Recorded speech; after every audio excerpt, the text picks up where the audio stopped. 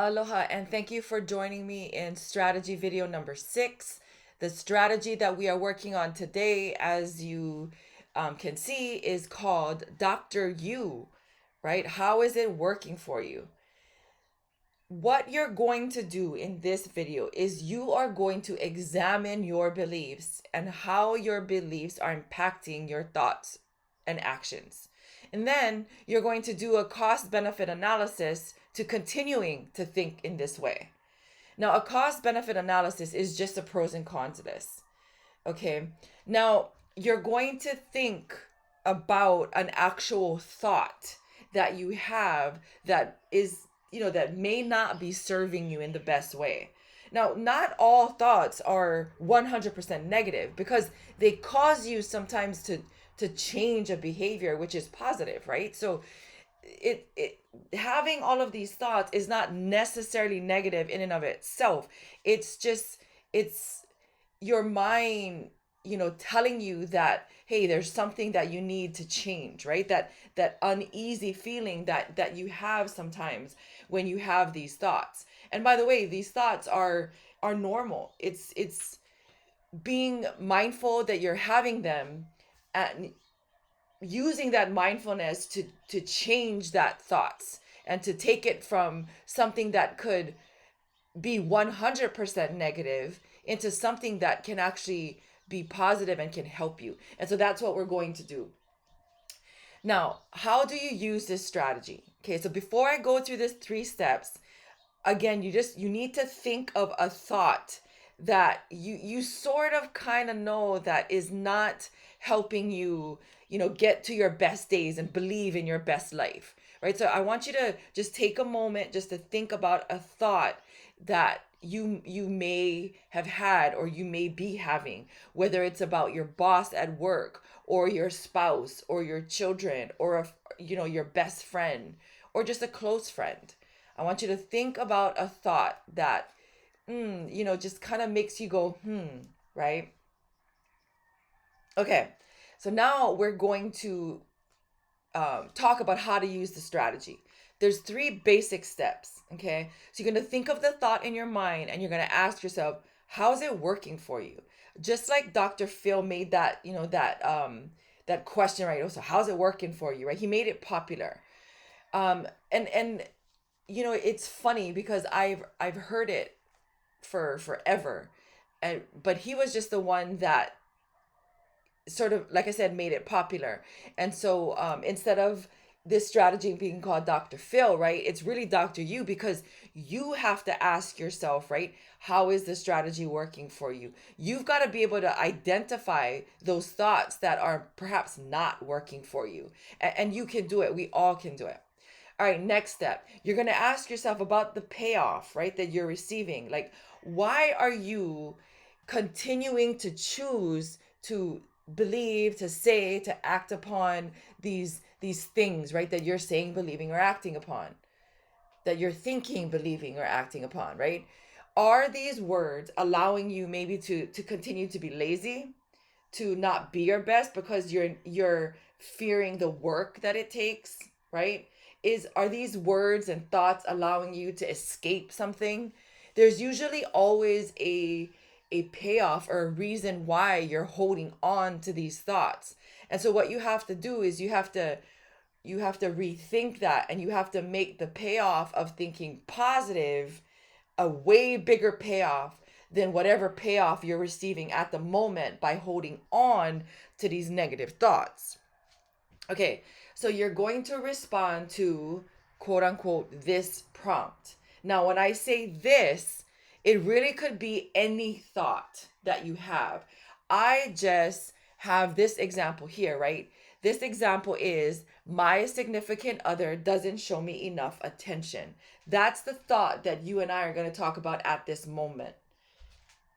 Now, this thought may not be the thought, of course, right, that you have.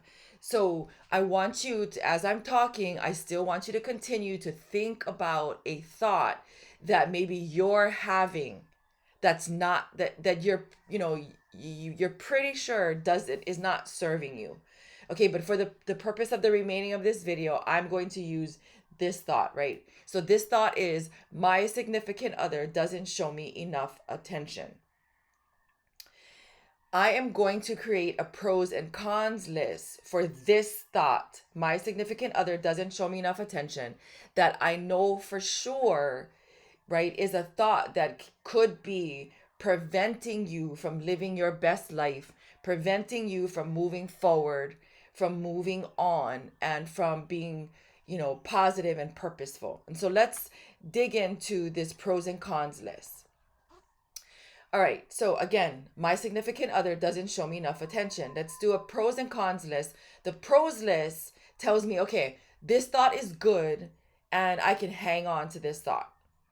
Okay, then the cons list tells me, wait, I have this thought, but it's not helping me in the long run. And so I've got to figure out if the thought is a pro to have this thought or if it's a con, right, to have this thought. So let's go down the pros list. So pro number one, having this belief makes me aware of how I'm feeling. That's true. If I'm feeling this, right, there's a reason. And so I am raising my awareness. Number two, having this belief helps me to know that I am in need of something. Okay, that's true. Having this belief tells me, like, okay, if I'm having this thought, that means I probably am not getting enough attention. Or maybe, right, that it's not necessarily that I'm not getting the attention, but I'm feeling that I'm not, and I'm feeling that I need it. Okay, so this thought that I'm having is raising awareness that there's something going on. The third pros list, or item in the pros list. This belief prompts me to investigate the source of my feelings and share them, right? That's a great thing, because if you're feeling this thought, then you have to do something. Okay, so those are good things. But let's go to the cons list and then we can compare whether we should keep the thought or not. All right. First, having this belief makes me feel angry. Okay, so if I'm always feeling angry, that's not a good thing, right? Because it creates this sense of dis-ease in your body, and that's a big con. Number two, having this belief makes me doubt my spouse's, fidelity, right? I mean, it could take you there, right? You could get to a point where you're checking phones and you're checking phone records and you're, I don't know, following, right? It could take you down a very destructive and ugly path. So already the red flags going up, right? Yeah, there's some self-awareness happening, which is positive, but so far I don't like these two things on the cons list, right? I don't want to go down that path. I don't want to get ugly and angry and bitter. So let's look at the third item on the cons list. Having this belief makes me feel irritated, irritable, doubtful, skeptical, and untrusting. Okay, we can't have that, right? And if I continue to have this thought, right, there are pros to having this thought, the only pro is that it's raising my awareness that something is not right. I don't like the cons list. So I've identified that this thought that I'm keeping in my mind, I can't keep it. I need to find a way to get rid of it. So what now, right? What does that mean? How do I get rid of it? Okay, well, I'm pretty sure you've already come up with a couple of things that you can do. Let's just say you're having this thought, right?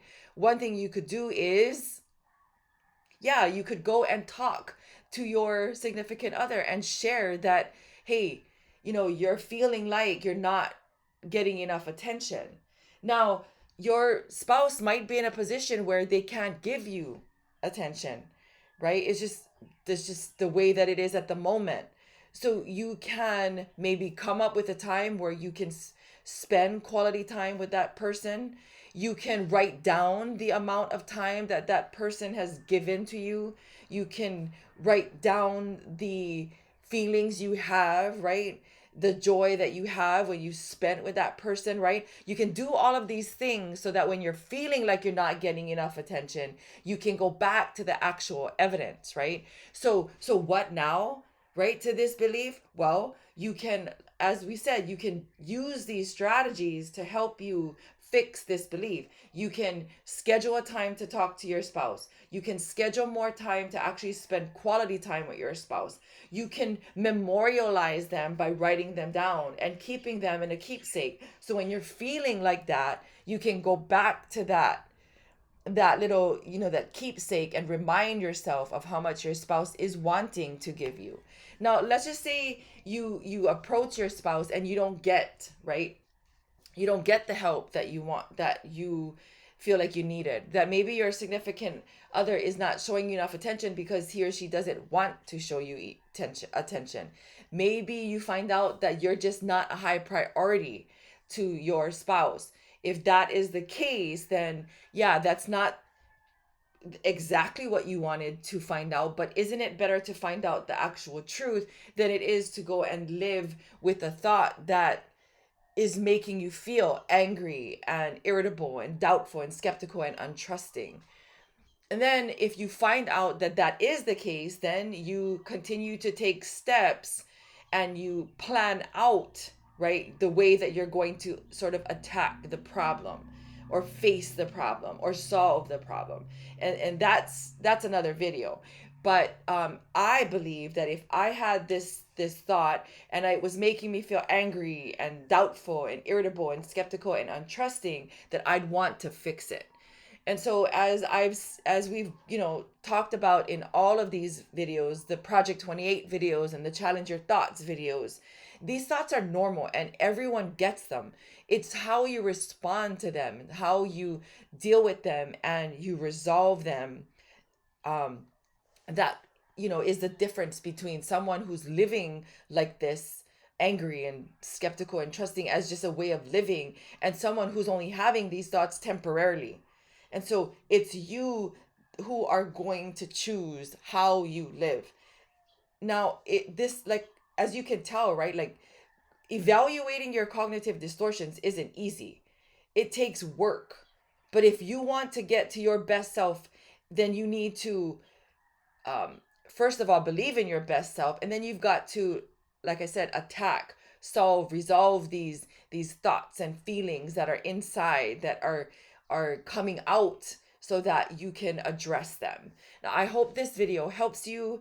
In the next video, we are going to tackle another strategy, which is called serve not self. And I really, well, I like all the strategies, but I am excited that we are nearing the end of the Challenge Your Thoughts workbook.